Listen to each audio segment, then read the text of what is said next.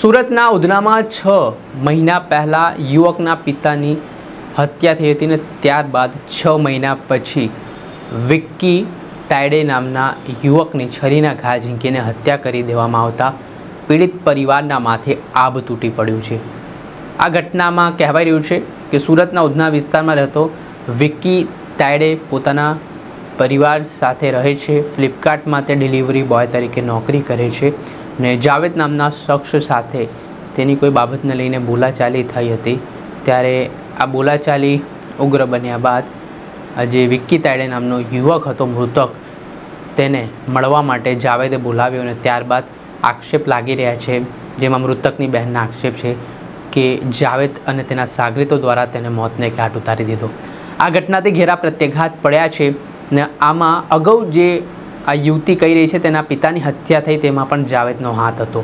આ બાબતને લઈને પોલીસ દોડતી હતી। ઉધના પોલીસે આ મામલે જે આરોપીઓ છે તેમની સામે હત્યા અંગેનો ગુનો દાખલ કર્યો છે।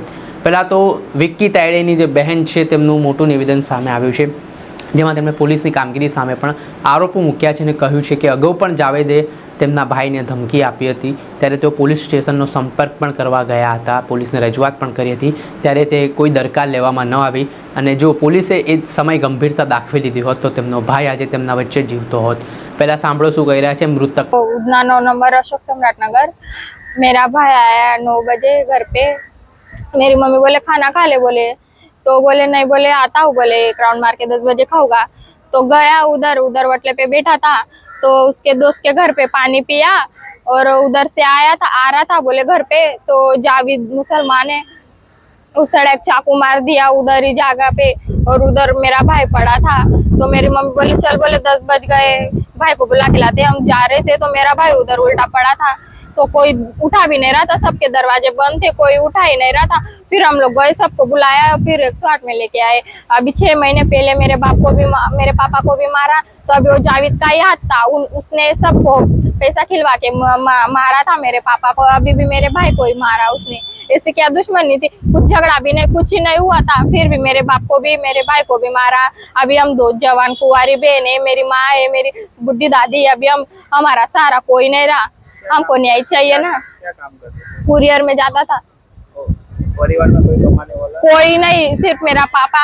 मेरे पापा को भी मार डाला। अभी हमारा एक सहारा था, उसको भी। मुसलमान है, उसका आटा चलता था पहले। कहाँ पे चलता? हमारी इधर ही चलता था। अभी चलता है? नहीं, अभी बंद हुआ है। पुलिस से क्या मांग? हमको न्याय चाहिए।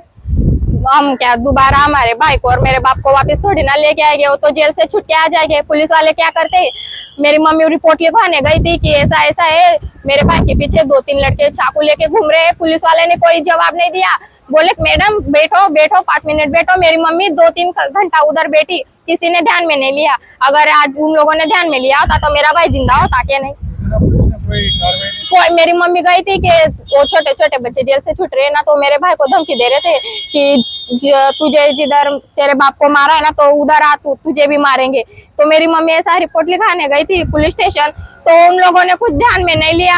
बैठो मैडम बैठो, चाकू का मर्डर का केस है। मेरी मम्मी 2-3 घंटा बैठी पर किसी ने ध्यान में नहीं लिया। मेरी मम्मी घर पे आ गई।